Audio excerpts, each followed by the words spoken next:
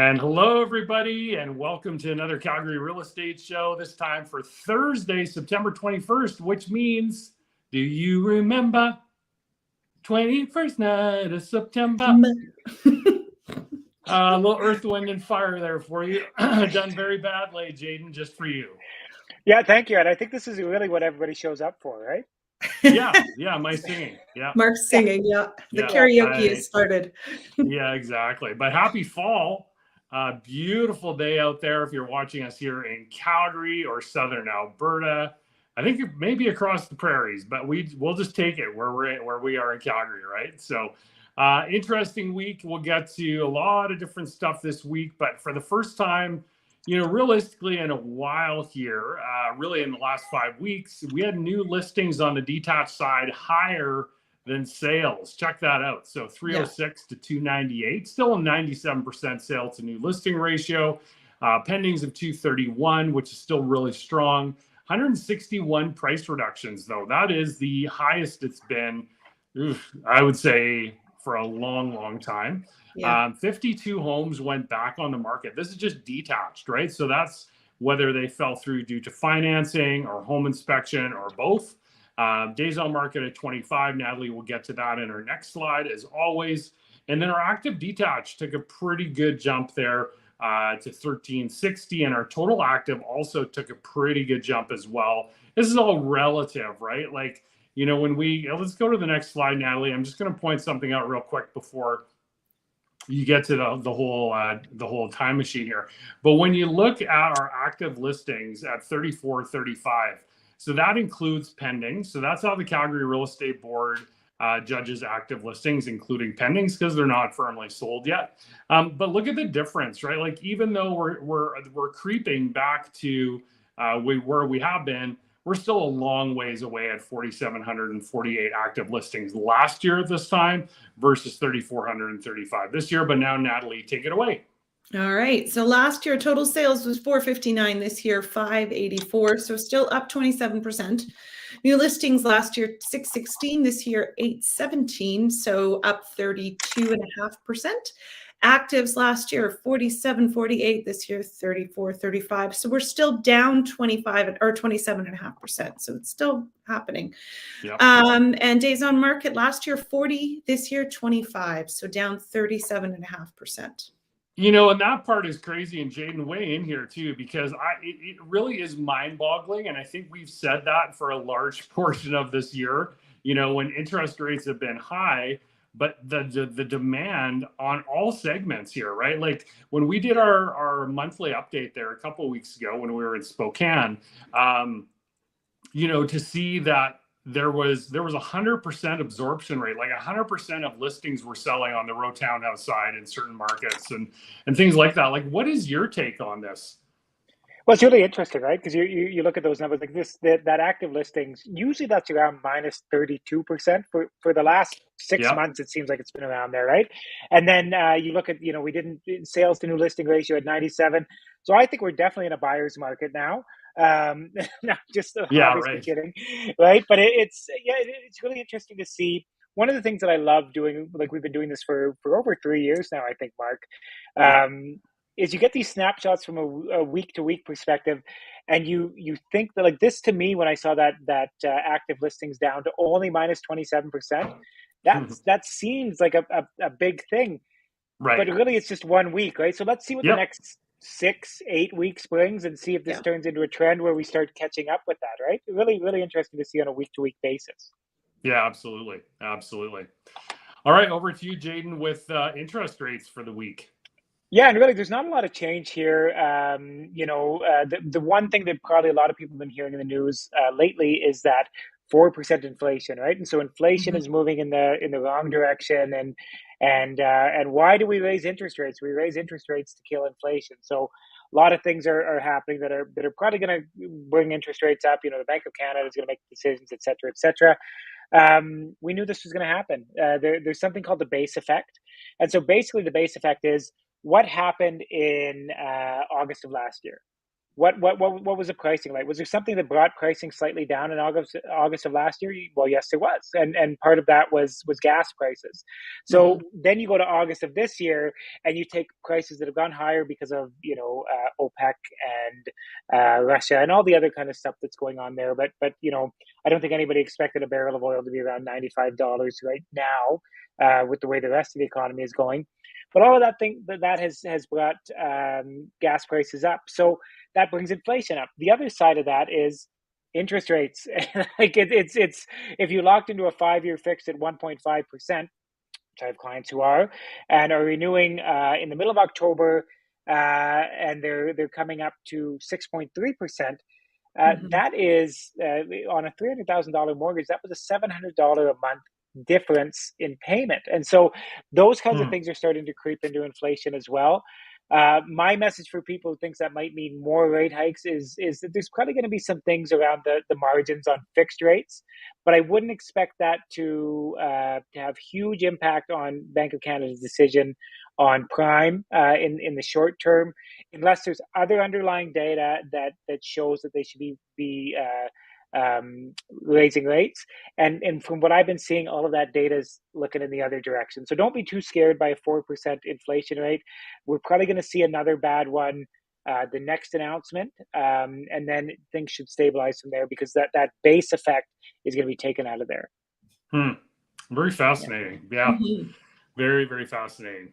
All right, Natalie, you've got some wicked pictures again. Ooh. Yeah, window covering alternatives. Yeah, there's the tinfoil. Yeah, don't use tinfoil. And I also like the snakes on the wall in this one. Yeah. Oh, yes. That's creepy. I don't like that. Okay, so yeah, we're talking about alternatives to just doing regular old Venetian blinds. So this one I love. Let beautiful bare windows be the focus. My brother has just renovated his house in Sacramento, or just outside of Sacramento, and this is exactly what he did. They did these massive windows in his kitchen and in his bathroom and bedroom that look at the back forest, and there is no window coverings on them. And he says, no, we want to be able to see all the animals coming through, and that's exactly why. If you have a beautiful view, why cover it? So unless your neighbors are peeking in on you, don't do that. This one's keeping things simple with shutters. Again, shutters are a very old world style. So really simple to close, simple to open, but they really open up that window space, because that's part of the problem with a Venetian blind is when you pull it up, you've got this big, huge, heavy gap, right? So this is a good alternative to that. Use Roman blinds for a softer look. And I love Roman blinds. They're just fabric. They're beautiful. And they just really have a very soft, romantic kind of look to them. So they're a really nice alternative in a house, especially if you like the one on the right or the left, pardon me, the pink, it really adds to that. And the one on the right is a little more, some of the, like the light fixture and that kind of stuff is a little more harsh. So it adds that softness level that you need. Be on trend with a cafe curtain. Now, this is a particular one for me. I like a cafe curtain, which is just the bottom half is covered, and it's a very simple, inexpensive thing to do. But don't just go buy like a shower rod and stick a piece of fabric on it and say, done, cafe curtain. It just doesn't look good. It needs to put some thought into it. And the last one is tried and true privacy glass. So that includes frosted glass, reed glass, which we have on Mark's door to his office. It obscures the view inside and gives you some privacy, but still allows light in.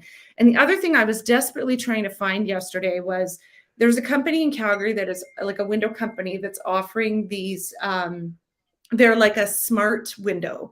So basically you have a button and you hit the button or the remote, or you get it from your phone, and it completely blacks out your windows from the outside. So You don't need any wall or window coverings at all. It just it incorporates it into the glass, and it's supposed to help reduce heat and everything else that's coming in your house. Cause I would assume it's a low, like a, triple pane kind of thing. But if you know the name of the company, please let me know. I've heard it on the radio.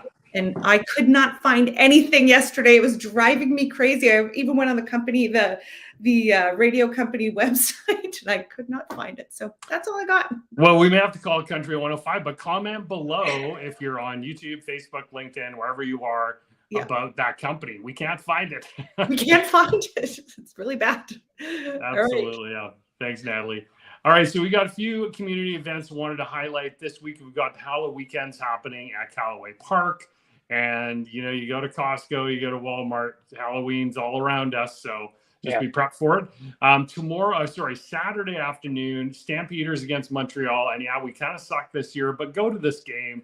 It's the annual Pink Power game when the players wear the pink socks and the pink wristbands and all the pink paraphernalia. And that is in support of breast cancer research. So it's a really awesome game. If you're going to go to a game towards the end of this year, it's a great one to go to support a great cause. It's going to be nice weather on Saturday, and it's a 2 p.m. start. So even if you're on the west side, you shouldn't be dying in the shade of cold, of hypothermia. So that will be fun. And then ghost tours, Natalie, ghost tours at Heritage Park, September 13th, October 18th. They're from 7 to 9. Tickets are $24. What do you think? I don't know if there is an actual, my brother-in-law gave me a book years ago on ghosts of Heritage Park. Like they're trying to bring it in. I don't know. Most of the houses are recreated or they're brought in from other places. So who knows, but it's never know. And if you want to do that, rather than going to a haunted house, like a scary, those horrible ones that you go in and there's things jumping out at you. That's a hard pass for me. That would be a hard pass for you, Mark. You'd have a heart attack. Yeah, no, it's a total hard pass for me. I don't even watch shows like that. So I know. No, but this is like the tours, you go to the haunted house shows or the haunted houses. Well, yeah, exactly. Sorry. I just don't do stuff like that. But I would expect you guys.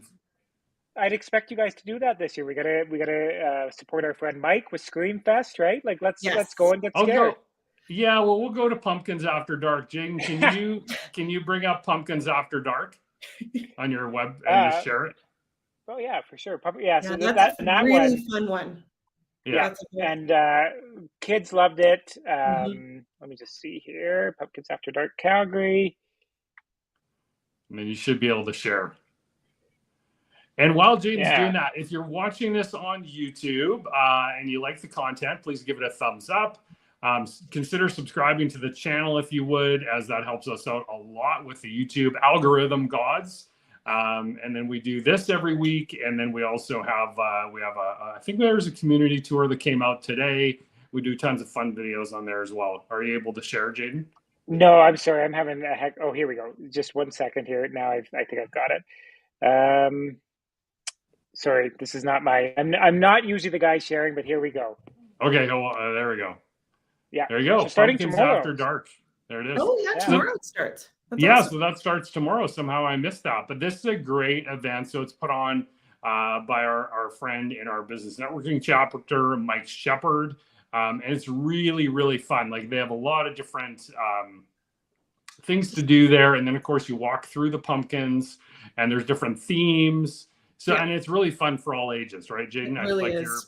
Your oldest was not scared or anything. No, my kids loved it.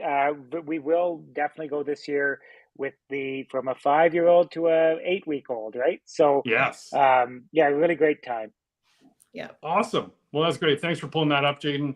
And yeah, that's it for this week. And we'll see if the trend continues next week. And we don't pin our hopes on 1 week. So we'll see what happens next week as we roll on towards the end of September. And happy 21st day of September. Play the Earth, Wind, and Fire. If you've never heard it before, it'll get you dancing and it'll make your day.